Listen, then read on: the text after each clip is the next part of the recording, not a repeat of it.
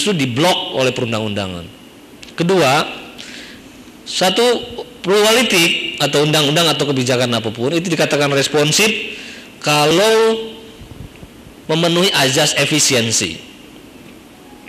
Yang dimaksud dengan azas efisiensi bukan saja efisiensi dalam arti ekonomi, ya, pembiayaan politik yang seperti saya katakan tadi, dengan contohnya Pilkada Jawa Timur yang sangat fantastis itu. Mungkin satu-satunya di muka bumi ini yang pilkada sampai 3 kali ronde di Jawa Timur. Kita tahu 2 putaran saja ongkosnya sekitar 850 miliar. Itu hampir setara dengan biaya pembuatan jembatan Suramadu.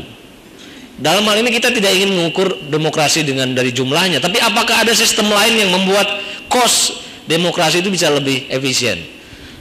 Ya, di negara yang paling liberal sekalipun kayak Amerika kan pemilihan gubernur 37 gubernur bersamaan dengan pemilihan presiden serempak. Kalau ada azas keserempakan, tidak mungkinlah satu pemodal itu bisa membiayai seluruh pilkada, kan? Tidak mungkin. Kapasitas lokal itu harus disesuaikan dengan, jadi itu prinsip efisiensi harus disesuaikan dengan kapasitas dan realitas lokal. Tanpa itu akan berhadapan dengan prinsip-prinsip yang lebih tinggi. Jadi demokrasi prosedurnya itu harus disesuaikan dengan substansi utama.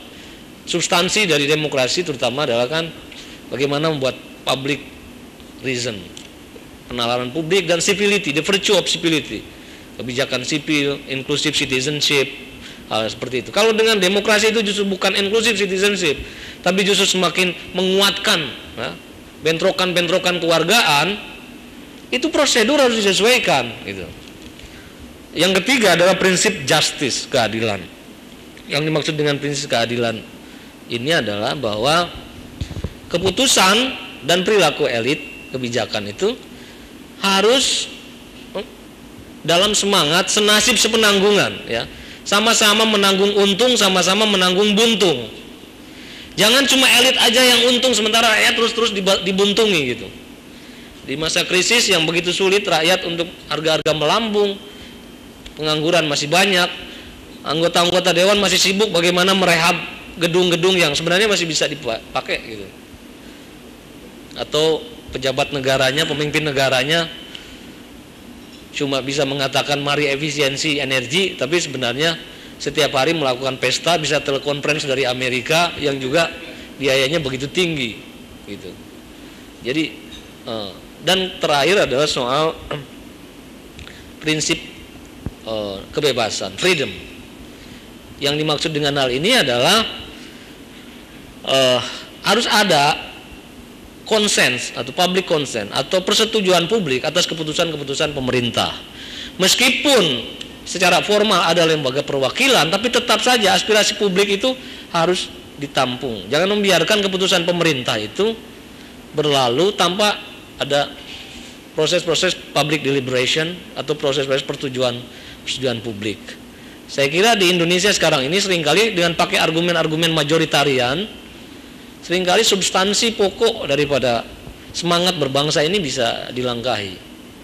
Padahal kita sejak dulu, founding fathers kita mengatakan, berkaca dari kelemahan sistem majoritarian seperti yang ada di Inggris, di Amerika, datang dengan perspektif konsensus demokrasi atau permusyawaratan itu, yang substansinya keputusan politik dikatakan legitimate, bukan seberapa banyak orang yang mendukung keputusan itu, tapi seberapa luas dan dalam melibatkan konsensus, melibatkan deliberasi di antara banyak kalangan itu. Inilah saya kira persoalan ini yang harus kita perkuat kembali. Responsibilitas politik di tahun 2009 penting kalau demokrasi masih ingin bertahan di republik ini. Saya kira itu. Terima kasih. Yang diungkapkan oleh Soekarno juga, memang ini yang akan menarik kan, dalam sesi berikutnya mungkin akan kita lebih bertajam lagi tentang apa sebenarnya yang terjadi dalam negeri ini hari ini ketika politik yang tidak responsif dan kemudian pelibatan terhadap positioning rakyat itu cenderung terpikirkan. Demokrasi substansi terpancarkan oleh demokrasi prosedural. Kita akan coba nanti lebih keras. Dan multi partai yang bisa berbeda, apakah ini kesempatan di dalam demokrasi ataukah ini malah cenderung mendorong demokrasi akan semakin jauh secara substansi di republik ini.